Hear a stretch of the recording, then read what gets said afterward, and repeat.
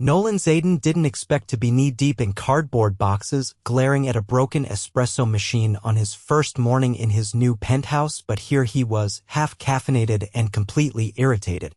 "This is what I get for moving across town," he muttered, shoving the useless machine aside.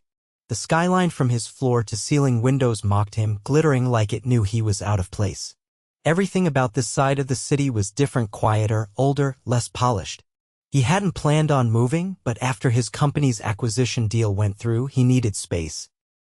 Somewhere no one would expect to find him. That's what he told himself, anyway. He barely registered the knock at the door until it happened twice more. When he opened it, he expected a doorman or a contractor. Instead, standing in front of him was a woman in a faded red USPS cap, a mailbag slung across her shoulder, and a look like she didn't have time for nonsense. "You Nolan Zayden?" she asked, brushing a loose strand of dark hair behind her ear. "I'm not used to mail coming to my door," he said, eyeing the envelope in her hand. "Yeah, well, this building's old school. No centralized box system." She held out the envelope. "Certified. Needs your signature."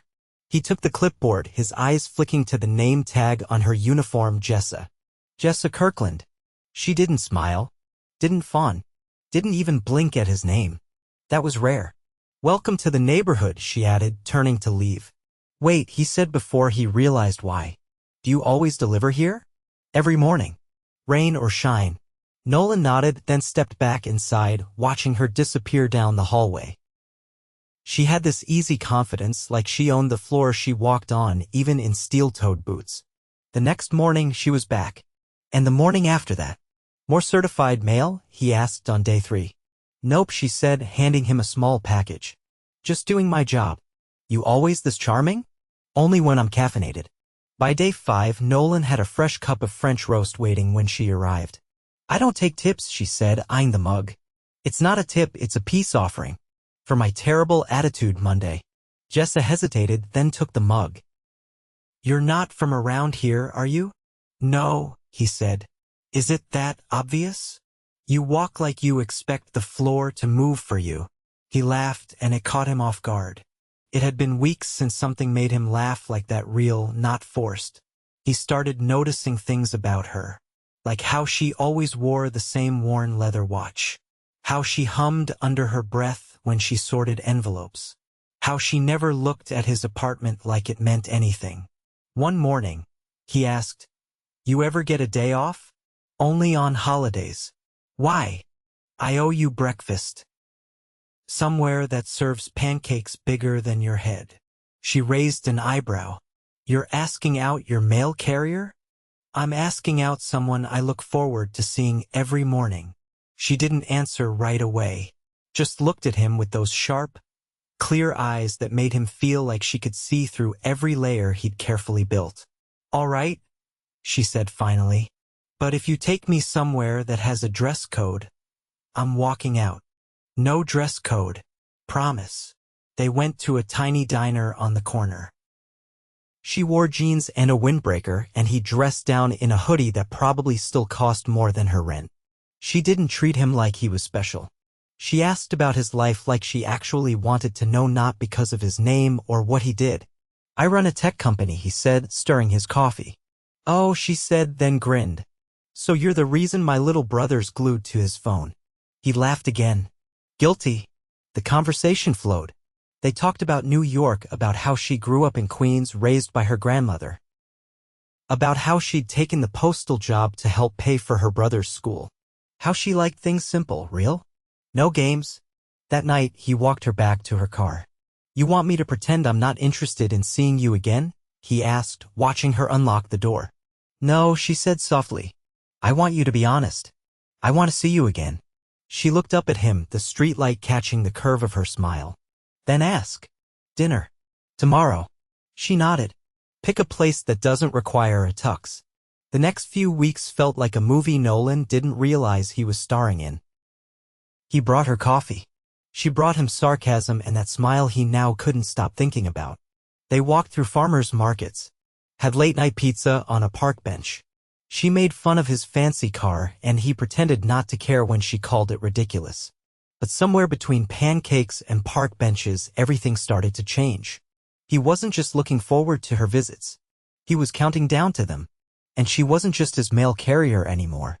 One Friday, he finally asked, "Can I take you somewhere nice?" "Real nice." She narrowed her eyes. "Define nice."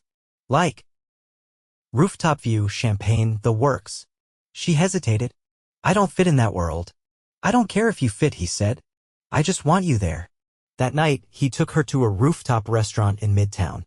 He had a table reserved, candles lit, and a view of the skyline that even stunned her into silence. "Wow," she whispered. "You look beautiful," he said. She wore a simple black dress. Nothing flashy, but he couldn't take his eyes off her. "I feel like I shouldn't be here," she admitted as they sat. "You belong anywhere you want to be, Jessa." And for the first time, she didn't argue. They talked for hours, laughed, shared dessert. When he walked her back to the car, he didn't hesitate. He kissed her under the city lights, and she kissed him back like she meant it. When he pulled away, he whispered, "I think I'm falling for you." She looked at him like she didn't want to believe it, like no one had ever said that and meant it. "Nolan," she breathed, "don't say that unless you're sure." "I've never been more sure of anything in my life." "You said you were sure," Jessa murmured. Her fingers still curled loosely around Nolan's as they stood beside her car. "But that rooftop? That's not my world." He didn't let go. "Then I'll build one that feels like yours." She blinked. "That's not how this works." "Then tell me how it works," he challenged gently. But she didn't. She pressed a soft kiss to his cheek, got in her car, and drove away without another word.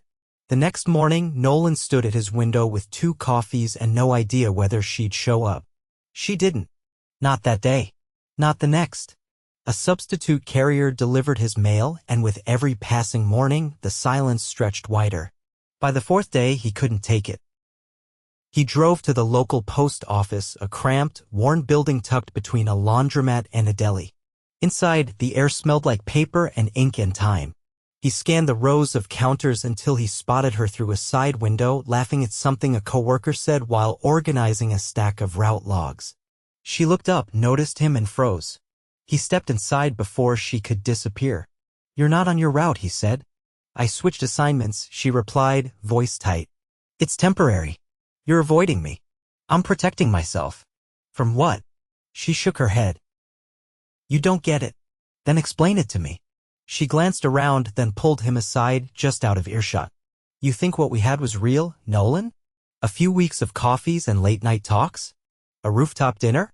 That doesn't make you part of my life." "I never said it did. But I want to be." She stared at him, and he could see at the walls she built, the fear behind her eyes. "I've got a brother to raise. A job that barely pays rent. I don't have time for distractions. Especially ones that come in expensive suits and rooftop views. That's not who I am with you." "No, that's exactly who you are. You can step into my world for a night, but you always have the option to step back out." "I don't." He opened his mouth to protest, but she stepped back. "I have to get back to work." "Jessa, don't follow me again, Nolan." And just like that, she was gone. He returned to his penthouse, the silence even louder than before. The espresso machine still didn't work, and for the first time, he didn't care. That evening, he opened a bottle of scotch and sat in the dark, staring out at the skyline.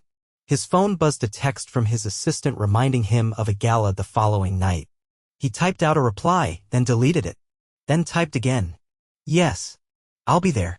He arrived at the gala in a navy tux that fit him like it was sewn onto his skin. Cameras flashed, people greeted him by name, and yet all he could think about was a woman who used to hand him his mail without even blinking at his title. "Mr. Zayden," a voice purred behind him. "I've been looking for you." He turned to see Charlotte Vale, heiress to a rival tech firm and one of the more persistent socialites in his circle. "I've been swamped," he said politely. "You've been missing. Everyone's talking." "About what?" She stepped closer. "You." The sudden move. The silence. "People are wondering if you're distracted. Or if you're in love." He tensed. "Don't worry," she added with a knowing look. "It'll pass. It always does with men like you." He walked away before he said something he'd regret. Back home, he stood in front of the window again. His reflection stared back, hollow and restless. The next morning, he showed up at the post office again, but not with coffee.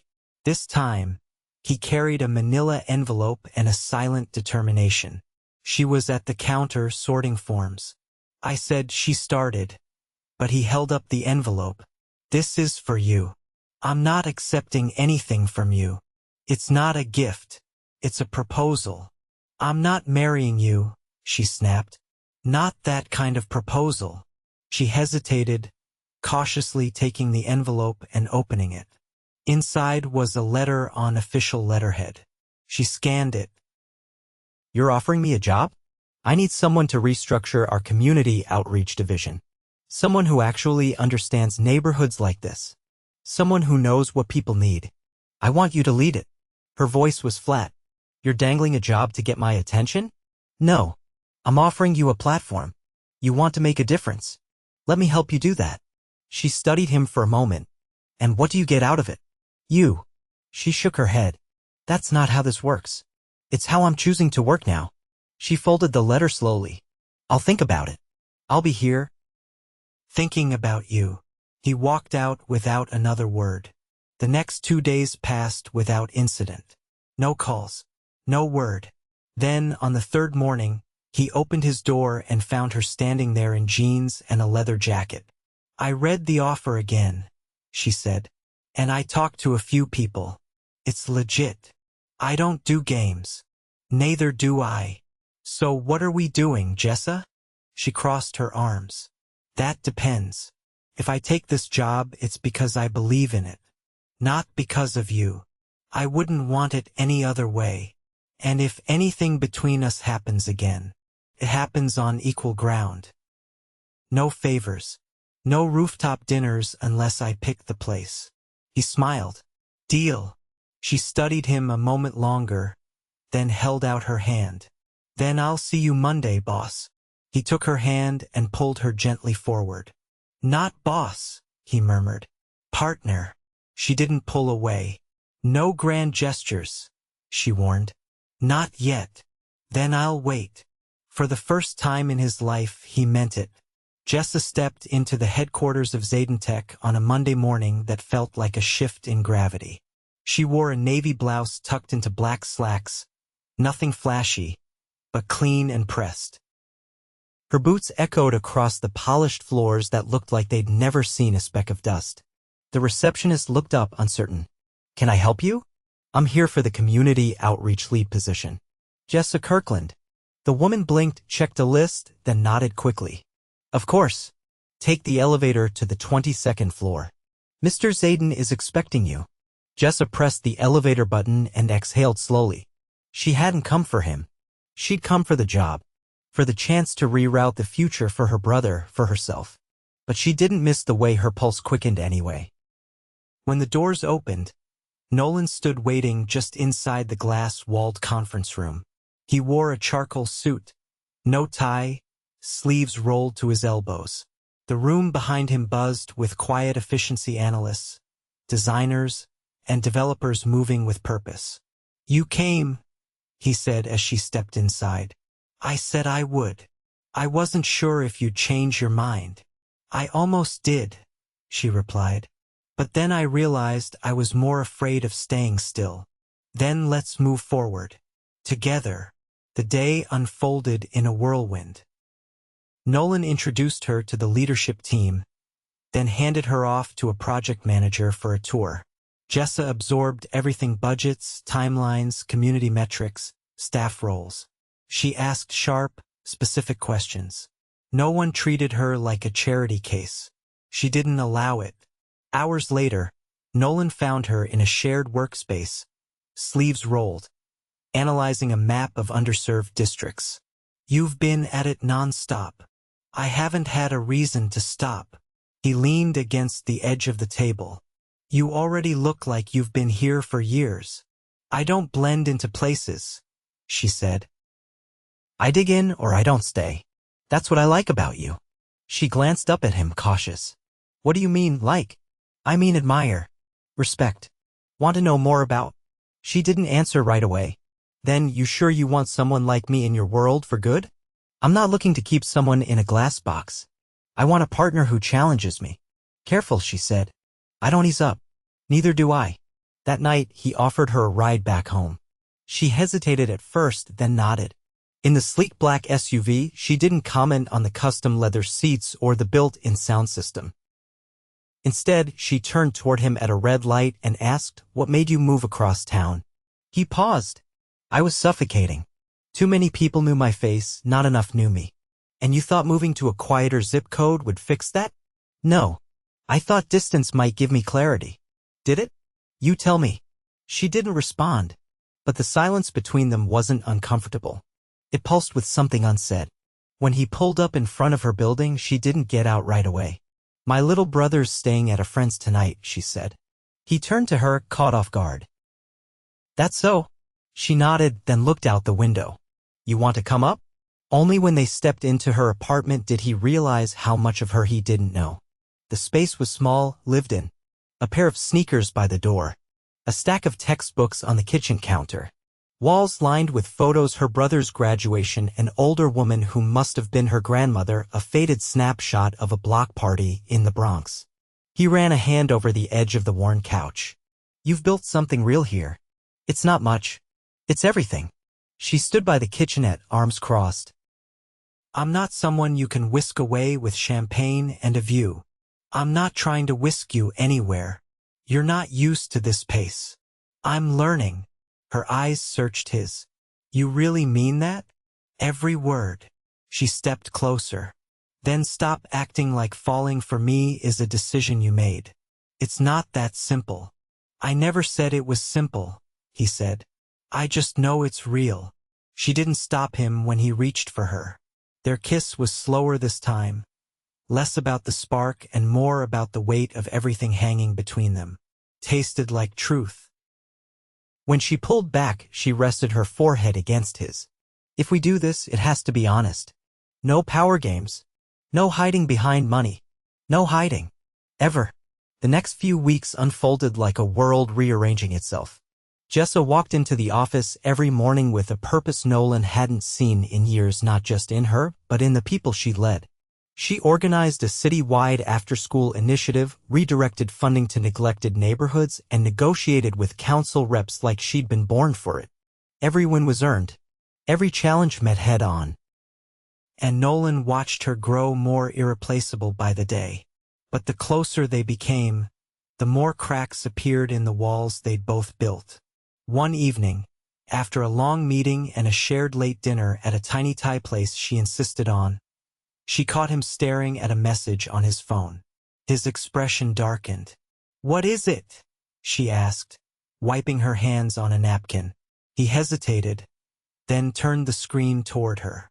It was a news article, his face plastered beside a headline that read, Zayden Tech's CEO playing house with employee? Sources say romance could jeopardize outreach initiative. Her jaw set. Who leaked that? Someone at the gala. Charlotte Vale's name is all over the background credits. She's trying to make it look like I'm a prop. I won't let that happen. You might not get a choice, Nolan. Perception is power in your world. He leaned forward. Then we changed the narrative. She narrowed her eyes. How? By telling the truth. Together. I don't want to be the story. You are the story, he said. Because you're the one making a difference. She pushed back from the table. You don't get it. I can't afford to be a scandal. If this job disappears, I don't have a safety net. It won't. You can't promise that. I can promise I won't let them turn you into something you're not. She stood, grabbing her coat. Then prove it. He followed her outside, the cold air slicing between them. How, he asked. Use their language. Show them I'm not a distraction, I'm the reason you're finally doing something real. He stepped closer. That sounds dangerously close to a challenge. Good. You like those, don't you? He reached for her, but she stepped back, eyes fierce. Don't touch me unless you're ready to fight for me publicly. He watched her turn and walk away, his chest tight with 100 unspoken words. She wasn't asking for flowers or rooftop dinners this time. She was asking him to choose her out loud. Nolan stood at the back of the press room, his jaw tight, shoulders squared beneath a dark navy suit that hadn't seen a gala in weeks. The space buzzed with reporters and corporate partners, every camera trained on the podium set against a branded backdrop of Zayden's newest initiative, one Jessa had spent the last month building from the ground up. She hadn't asked him to do this. She told him to prove it, and he intended to. When she stepped out from the side curtain, the room shifted. She wore a tailored blazer in deep charcoal, her hair pulled back in a sleek twist, her heels clicking with quiet authority. There was no trace of the woman who used to carry mail up 3 flights of stairs before dawn. But there was also no pretense. She was herself, just standing taller now. Nolan didn't move. He watched as she adjusted the mic, then cleared her throat. "Thank you for being here. We're proud to announce the launch of Zayden's new community outreach division designed to bridge the gap between innovation and the people most often left out of the conversation. No cue cards. No teleprompters. Just her voice measured, unshaken. This isn't about charity," she continued. "This is about responsibility. About listening to the neighborhoods we build in and responding with action, not optics." A few flashes went off. Someone near the front scribbled furiously in a notebook. "And yes," she added, her eyes scanning the crowd, "I am the same woman who delivered mail in the city for nearly 7 years. I've walked the streets you ignore from behind tinted windows. I've seen where the cracks are. And now I've been given the resources to help fix them. Not because I smiled at the right person, but because I challenged the right person."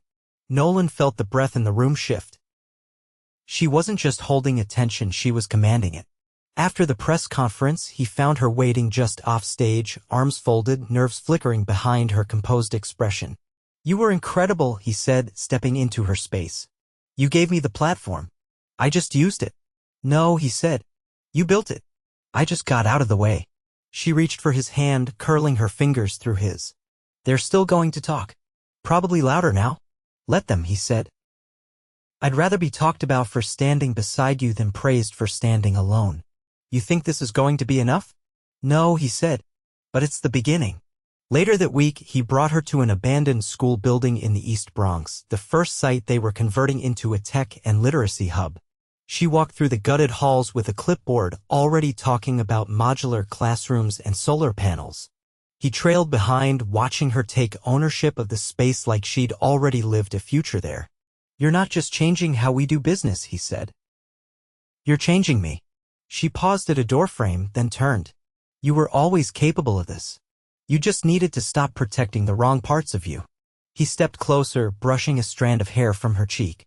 "I want more than meetings and plans. I want life with you. The real kind." She didn't flinch. "Then tell me what that looks like." "Waking up beside you. Making coffee we both hate. Arguing over furniture. Dropping your brother off at school. Holding your hand in rooms full of people who think they know me but don't." Her breath caught, but she didn't look away. "I want to build something that lasts," he added. "Not just in business, but here. With you." She nodded once, like she'd already made the decision days ago. Then she kissed him right there, in the middle of a half-demolished hallway, dust in the air and possibility underfoot. That weekend, he flew her and her brother, Marcus, to a weekend cabin in the Catskills. Not because it was extravagant, but because it was quiet, real. A world away from flashing cameras and headlines. Marcus grilled Nolan for 2 hours straight about his job, his intentions, his definition of commitment. "You ever fix a sink?" Marcus asked, arms crossed. "No." "You ever cook something without a sous chef?" "No." "You ever walk 2 miles to school in February?" "No," Nolan admitted. Marcus leaned back. "Then you better learn. 'Cause she won't wait for you to catch up." "I know," Nolan said. "That's why I'm running." On the final night, after Marcus had gone to bed, Jessa stood with Nolan on the porch, wrapped in a thick sweater. The stars were clear above, the air sharp with the promise of change. "You scared?" she asked. "Terrified." "Good. Means it's real." He turned to her, pulling a small velvet box from his jacket pocket. "I don't have a rooftop or a spotlight," he said. "I don't have a speech. Just this." He opened the box, a simple platinum ring, no diamonds, no flash. Just a band etched with a single word inside, home. Her lips parted but no sound came. I don't want to own anything that doesn't make me better, he said. You make me better. She took the ring, slipped it onto her finger, and whispered, then let's build a life we don't need to escape from. They were married 3 months later in a converted community center, surrounded by the people she'd grown up with and the colleagues she now led. No press, no filters, just music, food, laughter, and vows that didn't need an echo to matter. As they danced to the sound of a jazz quartet her choice, he leaned in and said, I moved to get away from everything. I never thought I'd find the one person who would make me want to stay. She smiled against his shoulder. You didn't find me. I found you. You delivered yourself straight to my door. And you were dumb enough to open it. He laughed, pulling her closer. Best mistake I've ever made. Outside, the city pulsed with light and noise, but inside, the world had quieted into something solid, something real. And Nolan Zayden, Millionaire CEO, once untouchable, held the woman who made him want to be known. Not for his money, not for his name, but for the man he'd become because of her.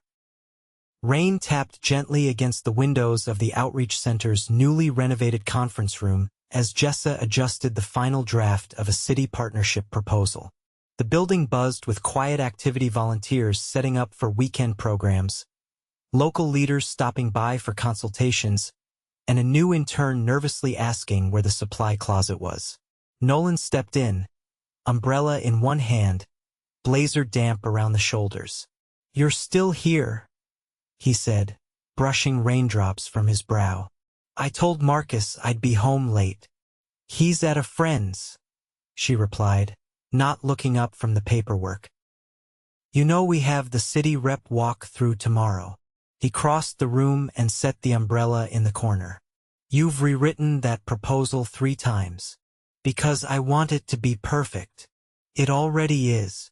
She finally glanced up. You didn't come here to talk me into calling it a night.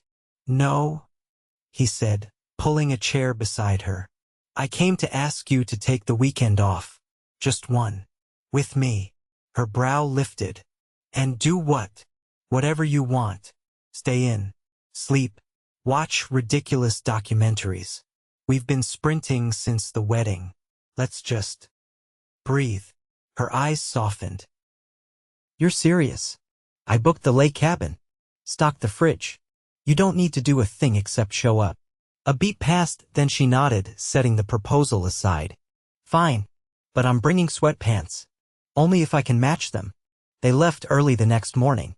The drive was quiet, the kind of comfortable silence that only came when words weren't necessary. The cabin sat tucked between trees rimmed in gold and amber, the lake behind it glassy and still. They spent the day doing nothing. She curled up on the oversized couch with a novel. Nolan had never seen her read fiction before. He tried to cook something edible: burned toast, undercooked eggs, a total disaster that had them laughing until they collapsed into each other on the rug. That night, they sat outside beneath a thick quilt, the air crisp and laced with pine. I used to come out to places like this in my head when I couldn't sleep as a kid, she said, watching the stars. I'd imagine quiet, no sirens, no bills taped to the fridge. You don't have to imagine anymore. I know, she said, but sometimes I still feel like I'm waiting for it to disappear. He reached for her hand. It won't. She leaned into him. You ever think we moved too fast? No, he answered without hesitation. I think we waited too long to start. The next morning, she found him on the porch scribbling in a leather-bound notebook. What's that? A list. Of what? Things I want to build with you. She sat beside him, pulling the blanket tighter around her shoulders. Let me see. He handed it over and she read through it slowly. A house with a garden. A scholarship fund in her grandmother's name. A tech lab in the Bronx. A family. She looked up, eyes glossy. You really wrote this? I've never written anything more certain. She set the notebook aside and took his face in her hands. I want all of it. And I want it with you. Then let's promise each other something, he said. No matter what comes, we meet it together. Always. They returned to the city with a different kind of energy settled, certain. The outreach program received its full city endorsement within weeks. Jessa took on a mentorship role guiding new project leads, while Nolan restructured Zayden Tech's hiring practices to prioritize local talent pipelines. One afternoon, Marcus walked into the community center wearing a school uniform and a grin that stretched ear to ear. "I got in," he shouted, waving a letter. "I got the scholarship." Jessa dropped everything and wrapped him in a hug. Nolan watched from the doorway, pride blooming in his chest. Later, as they walked home, Marcus asked if Nolan would help him find a suit for the award ceremony. Jessa arched an eyebrow. "You're trusting him with fashion?" "I figure he owes me," Marcus said, nudging Nolan's side. "I'll make sure you look better than I ever did at 15, Nolan teased. That evening, as they sat in their apartment warm, bright, filled with the smell of roasted vegetables and the sound of Marcus's music leaking from his room, Jessa looked around and smiled. "I used to think happiness was fragile," she said. "But this feels solid." Nolan pulled her close. "Because it's built on truth." She kissed the corner of his mouth. "And about 7,000 stubborn arguments. Each one worth it." She rested her head on his shoulder. "I'm pregnant." He turned to her, stunned. "Are you serious?" She nodded, eyes glowing. He wrapped his arms around her, holding her like the world had just narrowed to this one perfect moment. "You just made everything make even more sense." A few months later, they stood in front of the same community center where it all began. Now expanded, brightened with murals and filled with students learning to code and read and dream. Nolan cut the ribbon, but it was Jessa's speech that drew the standing ovation. As they walked back to their car, hand in hand, she looked at him. "I used to think I was just delivering mail. But maybe I was delivering myself to the life I didn't know I deserved." He kissed her palm. "And I was the idiot lucky enough to open the door." They drove away with Marcus in the back seat, humming along to the radio, and the city stretching wide open before them. Their life was no longer a series of unexpected turns. It was a choice they made every day to keep choosing each other, and they never stopped.